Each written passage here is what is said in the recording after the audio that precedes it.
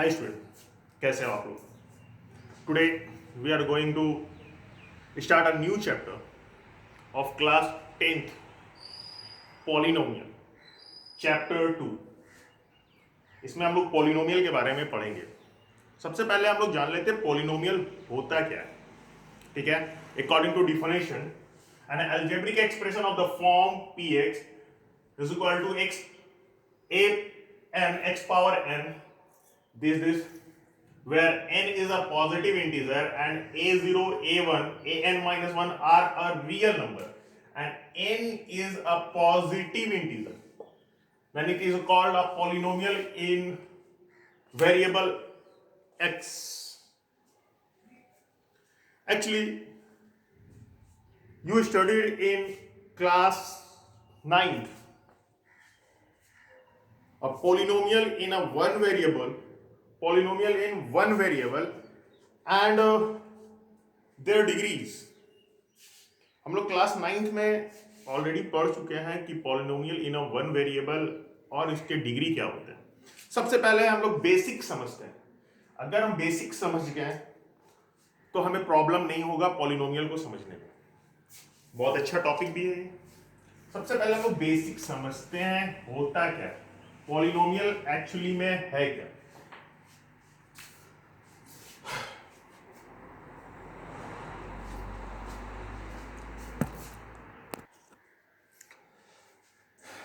सबसे पहले रिकॉल करते हैं क्लास 9th का कि पॉलिनोमियल इन वेरिएबल वन वेरिएबल बोल सकते हैं। ये इसमें बेसिकली होता क्या था, ये पॉलिनोमियल कंसिस्ट करता है सम कांस्टेंट इनटू वेरिएबल। इस कांस्टेंट को हम लोग न्यूमेरिकल टर्म भी बोल सकते हैं और इसको हम लोग बोल सकते हैं वेरिएबल टर्म्स, कोई दिक्कत नहीं। सपोज कीजिए कोई एग्जांपल हम लोग लेते हैं 3x, यहां तक सही है। इसे हम लोग क्या कहेंगे, कांस्टेंट कहेंगे। इसे हम क्या कहेंगे, वेरिएबल करेंगे। बस याद रखना एक चीज जो बहुत जरूरी है वो ये है कि वेरिएबल का जो पावर होगा वो होल नंबर में होगा। होल नंबर ही हो सकता है। होल नंबर मीन्स चाहे वो 0 हो सकता है, 1 2 3 एंड सो ऑन, ऐसे होता है। ये चीज हो गया। अगर सपोज कीजिए इसका पावर निगेटिव हो जाए, निगेटिव दैट मीन्स ऐसा कुछ मान लीजिए कि 2x का पावर -1, तो ये पॉलिनोमियल नहीं होगा। पॉलिनोमियल नहीं होगा तो ये क्या होगा, ये एक अलजेब्रिक एक्सप्रेशन बोल सकते हैं। तो पॉलिनोमियल में हम लोग क्या बोल सकते हैं कि पॉलिनोमियल वो चीज है जो कांस्टेंट और वेरिएबल से मिलके बना हुआ है। ठीक है, यहां पे वेरिएबल का जो पावर होगा वो एक होल नंबर हो सकता है, मतलब निगेटिव पावर नहीं हो सकता है, ना ही फ्रैक्शन में हो सकता है, तो वो पॉलिनोमियल नहीं कहलाएगा। यहां तक क्लियर हो गया। अब इसके कुछ टाइप्स को देखते हैं हम लोग, क्या क्या होते हैं, पॉलिनोमियल के कितने टाइप्स होते हैं उसको डिस्कस करेंगे। ये कुछ टर्म्स है स्टूडेंट्स जिसके बारे में हम लोग जानेंगे। उससे पहले हम लोग डिग्री के बारे में जानते हैं। डिग्री होता क्या है, मेनली डिग्री के बारे में हम लोग समझेंगे कि डिग्री होता क्या है। The highest power of a variable is called a degree of the polynomial. That means suppose कीजिए हम कोई इक्वेशन लिखते हैं। सपोज कीजिए हम इक्वेशन लिख रहे हैं 2x² प्लस 3x प्लस 7। इसमें जो भी हाईएस्ट डिग्री होगा वेरिएबल का, वेरिएबल मतलब ये दोनों में हाईएस्ट क्या है, ये, तो ये इसके डिग्री क्या कहलाएगा, 2 डिग्री कहलाएगा। तो इसे हम लोग बोलते हैं डिग्री। अब सबसे पहले कांस्टेंट पॉलिनोमियल वो होते हैं जिसकी डिग्री 0, जिसकी डिग्री 0। बोले सर ऐसा कौन सा होगा, सपोज कीजिए हम लिख देते हैं 5, यहां तक सही। 5 में यहाँ पे कुछ नहीं है तो x इज इक्वल टू 0, ठीक है। मान लो 9, इसमें भी x 0। तो जहां पे डिग्री 0 हो जाए उसे हम लोग बोलते हैं कांस्टेंट पॉलिनोमियल, और जिसमें डिग्री 1 हो जाए उसको हम लोग क्या बोलेंगे, लीनियर। जैसे मान लो आप लिख दो 2x, या सिर्फ x भी लिख सकते हो, या 9x प्लस 7 लिख सकते हो, मैटर नहीं करता। हाईएस्ट है, यहाँ पे कुछ नहीं है तो x का पावर 0। क्वाड्रेटिक में आते हैं, क्वाड्रेटिक में एग्जांपल लेते हैं 3x square plus 5x plus 7, यहां तक सही है। इसका जनरल इसके बारे में इसका जनरल फॉर्म भी हम लोग देखेंगे, पहले अभी थोड़ा सा बेसिक एग्जांपल्स दिखा रहा हूं। या फिर इसको लिख सकते हैं x square plus 2x plus 7, या फिर x स्क्वायर माइनस 3x, या फिर x स्क्वायर प्लस 2, समथिंग ऐसा कुछ। अब आते हैं क्वाड्रेटिक, ऑलरेडी लिख चुके थे तो फिर से दोबारा हो गया है, इसको छोड़ देते हैं। Linear, quadratic, fourth one is cubic. Cubic polynomial, cubic polynomial जिसमें वेरिएबल की डिग्री 3 हो उसे हम लोग क्या बोलते हैं, cubic. That means x cube plus 2x square plus 3x plus 7, या कुछ और x cube minus 1। By quadratic जिसमें डिग्री 4 हो उसे हम लोग क्या कहते हैं, बाई क्वाड्रेटिक। ओके, यहां तक सही है। अब कुछ जनरल टर्म को देखेंगे। जैसे लीनियर पॉलिनोमियल का जनरल टर्म जो होता है उसे हम लिखते हैं ax प्लस a, या फिर ax plus b is equal to 0, where a is not is equal to 0।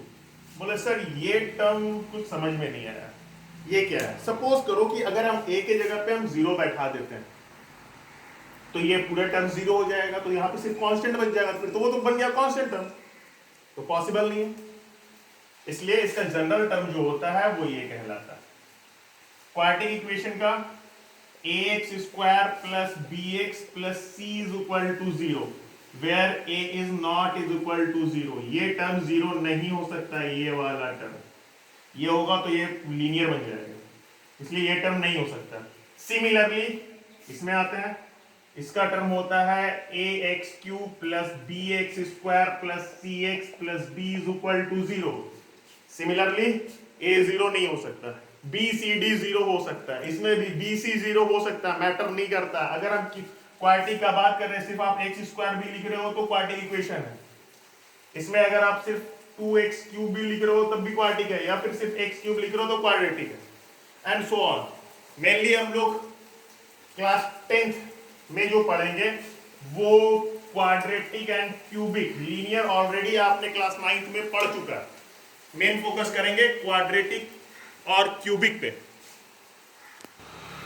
अब जो मेरा नेक्स्ट टॉपिक है वो है वैल्यू ऑफ द पॉलिनोमियल। सबसे पहले हम लोग पॉलिनोमियल को ऐसे डिनोट करते हैं, ऐसे लिखते हैं p ऑफ x।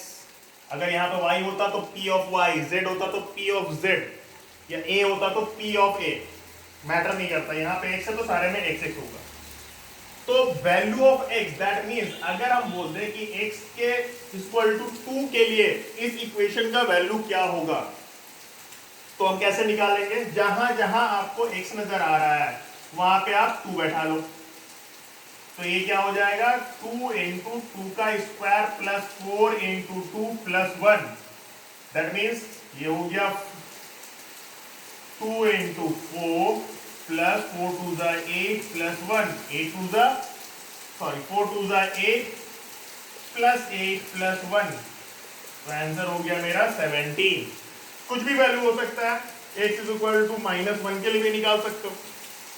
तो इसको आप सॉल्व करोगे खुद से, p -1, तो ये क्या हो जाएगा 2 इंटू -1 का स्क्वायर प्लस 4 इंटू -1 और प्लस 1। इसका आंसर आप खुद निकालोगे। यही है मेरा वैल्यू ऑफ अ पॉलिनोमियल। एक और इसमें होता है जीरो ऑफ द पॉलिनोमियल, उसको देखेंगे।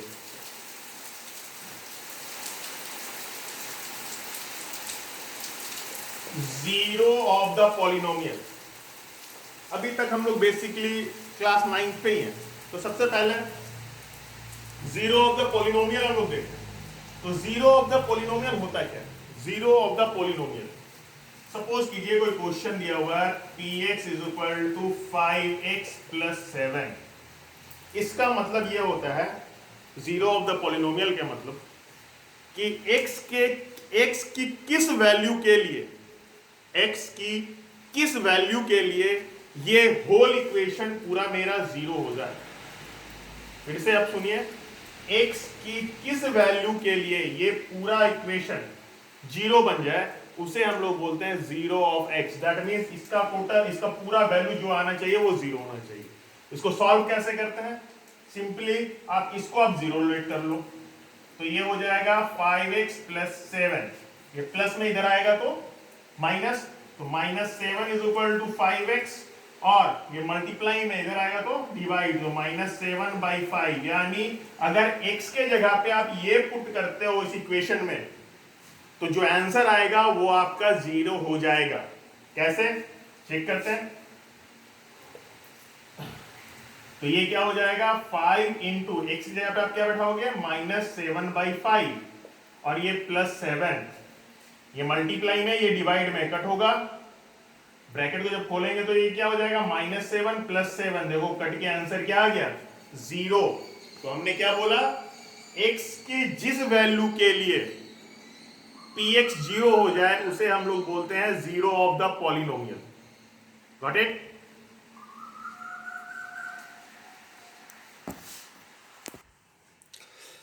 अब नेक्स्ट टॉपिक देखेंगे, geometrical meaning of the zero of the polynomial, इसको हम लोग देखेंगे। ठीक है, इसको देखने के लिए सबसे पहले हम एक इक्वेशन को कंसीडर करते हैं। सपोज कर लेते हैं वो इक्वेशन है px is equal to x plus 3। पिछले क्लास में, सॉरी 9th क्लास में ऑलरेडी आप लोग किसी लाइन को ग्राफ में कैसे प्लॉट करते हैं इसका नॉलेज हो गया था।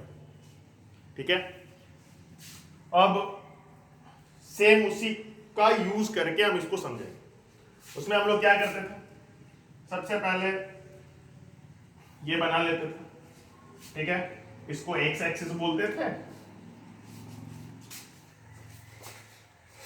थोड़ा ऊपर कर लेता हूं, ओके इधर कर लेता हूं। हमने इक्वेशन क्या लिया, px is equal to X plus 3। इसको रिप्रेजेंट करेंगे ग्राफ में, समथिंग कुछ ऐसा बना लेते हैं। ये ओरिजिन होता था 0 0 जिसको बोलते हैं, ये 1 2 3 4 5 समथिंग, इसको हम लोग एक्स एक्सिस बोलते थे। और ये मेरा क्या होता था, वाई एक्सिस होता था। इसमें भी ले लेते हैं 1 2 3 4 5, इधर निगेटिव के टर्म से ले लेते हैं हम लोग, -1 -2 -3, इधर -1 -2 -3, समथिंग ऐसा कुछ। ठीक है, अब इसको देखते हैं, बहुत अच्छे से देखेंगे। अकॉर्डिंग टू ये इक्वेशन, ये जो एक्स एक्सिस है जिसको हम लोग हॉरिजेंटल एक्सिस बोलते हैं, ये एक्स के वैल्यू को रिप्रेजेंट कर रहा है, यहां तक ठीक है। और ये जो वाई एक्सिस है वो किसके वैल्यू को रिप्रेजेंट कर रहा है, px। px यानी यहां पर हम क्या बोल सकते हैं, px is equal to Y. अब हम लोग क्या जानते थे, जब भी लाइन को प्लॉट करना होता है तो हम लोग कोई पॉइंट्स निकालते हैं।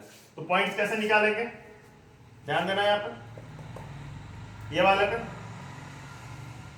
ये ऐसे x और y, यहां पर ऐसे कर लेते हैं, x plus 3 is equal to 0। हम लोग ऐसे ही पॉइंट निकालते हैं। ये प्लस में इधर आएगा क्या होगा, x is equal to -3। Zero of the polynomial जैसे निकालते हैं सेम टू सेम वही है। यहाँ पे x की जगह पे अगर हम -3 बैठा दें तो -3 प्लस 3 इक्वल टू ये क्या हो जाएगा, 0। यहां तक सही है। अब दूसरा, अगर हम x के जगह पे 0 बैठा दें तो px कितना हो जाएगा मेरा, 3 हो जाएगा। अब इस पॉइंट को हम प्लॉट करेंगे। एक बार फिर से समझना बहुत अच्छे से, कभी भी हमको निकालना होता है पॉइंट, क्लास 9th में ऑलरेडी हम लोग पढ़ चुके हैं, कोई इक्वेशन दिया हुआ रहता था तो हम इसको जीरो लेट करते थे, एक को इधर ले आओ तो ये x इज इक्वल टू कितना हो गया -3, तो x की जगह पे अगर -3 बैठाएंगे तो -3 और +3, -3 + 3 कट के आंसर कितना आएगा 0, हमने 0 बैठा दिया। फिर दूसरा, अगर यहाँ पे x की जगह पे ये x + 3 = 0, अगर x की जगह पे ये वाला पोर्शन x की जगह पे अगर हम 0 बैठाएंगे, जो px आएगा ये था ना px, x की जगह पर 0 बैठाएंगे तो ये क्या हो जाएगा आंसर 3 आएगा, इसलिए इसका आंसर 3 आ गया। ये चीज हो गया। अब देखो हम इसको प्लॉट करते हैं। पहला x एक्सिस पे -3, x एक्सिस पे -3 ये पॉइंट, y = बोल रहा है 0, तो यानी इसी पॉइंट को लेंगे, तो ये पॉइंट मेरा क्या हो गया -3 और 0। दूसरा पॉइंट आते हैं x पे 0 y पे 3, x पे 0 y पे 3, मतलब ये पॉइंट का बात हो रहा है, तो ये हो रहा है 0 और 3, एक स्केल रख के सीधा सा एक लाइन बना लिया, ये लाइन बन गया। अब हमको क्या दिखाना था, geometrical representation of a zero of x, यानी x के किस वैल्यू के लिए, x के किस वैल्यू के लिए मेरा px 0 होगा, x के किस वैल्यू के लिए px 0 होगा, px मतलब y, x के किस वैल्यू के लिए px 0 होगा। देखो अच्छे से, अभी तुरंत हम लोग कैसे निकाल रहे थे कि px = सपोज कर लो x + 3 है, हमको x का किस वैल्यू के लिए मेरा ये px 0 होगा, तो हम इसको क्या लेट करते थे 0 = x + 3, तो प्लस में इधर आएगा तो क्या होगा माइनस, प्लस में इधर आएगा माइनस, तो -3 = x, ये होता था। यहां पे देखिए ज्योमेट्रिकल, अगर हम x की जगह पे -3 बैठाते हैं तो y मेरा क्या होगा 0 होगा, तो यही आपका क्या होता है geometrical representation of a zero of a polynomial. अब ये बहुत इंपॉर्टेंट पॉइंट है स्टूडेंट्स, ध्यान देंगे। अब polynomial px of degree n,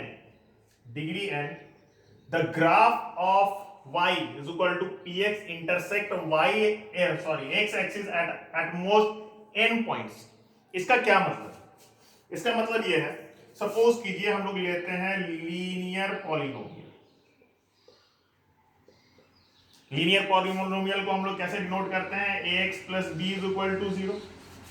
यहां पे x का पावर ये n है और n = कितना है, लीनियर होने के लिए n क्या होता है, n = 1 होता है।